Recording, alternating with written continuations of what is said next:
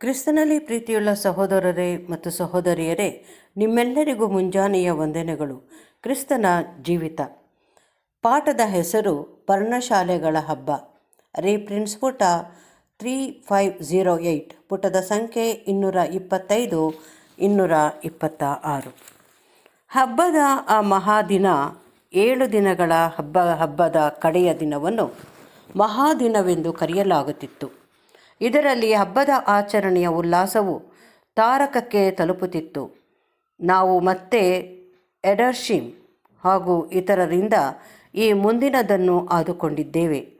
ಯಹೂದ್ಯರ ಸಂಪ್ರದಾಯದ ಅನುಸಾರವಾಗಿ ದೇವರ ಪ್ರಸನ್ನತೆಯ ಹಾಗೂ ನಡೆಸುವಿಕೆಯ ಸಂಕೇತವಾಗಿ ಹಗಲಿನಲ್ಲಿ ಮೇಘಸ್ತಂಭವು, ರಾತ್ರಿಯಲ್ಲಿ ಅಗ್ನಿಸ್ತಂಭವು 7ನೆಯ ತಿಂಗಳಿನ 15ನೆಯ ದಿನದಲ್ಲಿ, ಅಂದರೆ ಪರ್ಣಶಾಲೆಯ ಹಬ್ಬದ ಮೊದಲನೆಯ ದಿನದಲ್ಲಿ ಕಾಣತೊಡಗಿತ್ತು.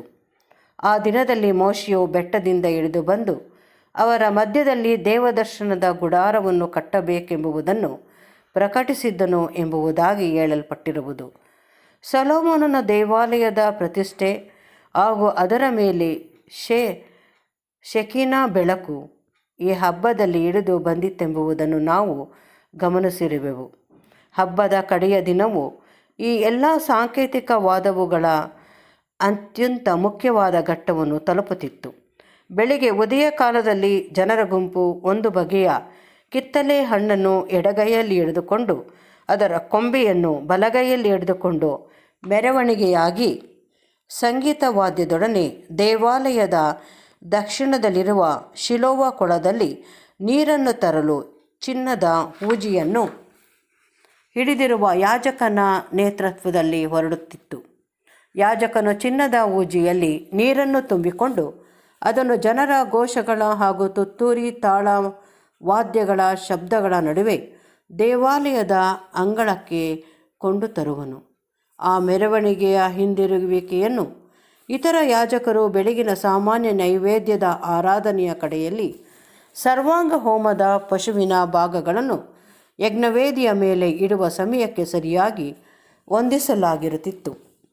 ಆ ಪ್ರತಿ 7 ದಿನಗಳಲ್ಲಿಯೂ ಯಾಜಕನು ಯಜ್ಞವೇದಿಯನ್ನು ಪ್ರದಕ್ಷಿಣೆ ಮಾಡುತ್ತಾ, ಓ ಈಗ ರಕ್ಷಣೆಯನ್ನು ನೆರವೇರಿಸು ಯಾಹುವೆ, ಓ ಯಾಹುವೆ, ನಮಗೆ ಶುಭವನ್ನು ಅನುಗ್ರಹಿಸು ಎಂದು ಹೇಳುತ್ತಿದ್ದನು.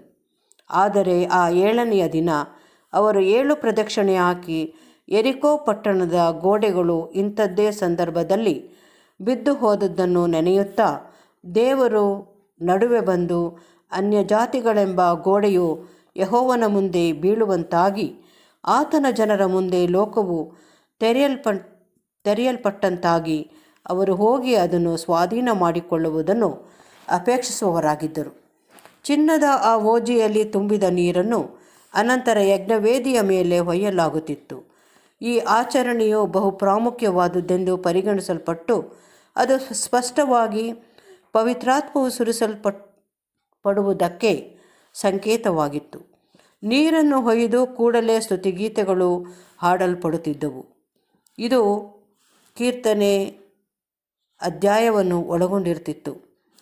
ಇವುಗಳು ಉತ್ತರ ಪ್ರತ್ಯುತ್ತರವಾಗಿ ಕೊಳಲು ವಾದ್ಯಗಳೊಂದಿಗೆ ಪಠಣವಾಗುತ್ತಿತ್ತು. ಲೇವಿಯರು ಕೀರ್ತನೆಯ ಮೊದಲನೆಯ ಸಾಲನ್ನು ಹಾಡಿದಾಗ ಜನರು ಅದನ್ನು ಪುನರಾವರ್ತನೆ ಮಾಡುತ್ತಿದ್ದರು. ಇತರ ಪ್ರತಿಯೊಂದು ಸಾಲಿಗೂ ಅವರು ಯೆಹೋವನೇ ನಿನಗೆ ಸ್ತೋತ್ರ ಎಂದು ಪ್ರತ್ಯುತ್ತರವಾಗಿ ಹೇಳುತ್ತಿದ್ದರು. ಅನಂತರ ಯಾಜಕರು ತಮ್ಮ ಬೆಳ್ಳಿಯ ತುತ್ತೂರಿಯಿಂದ 3 ಸಾರಿ ಗಟ್ಟಿಯಾಗಿ ಊದುತ್ತಿದ್ದರು.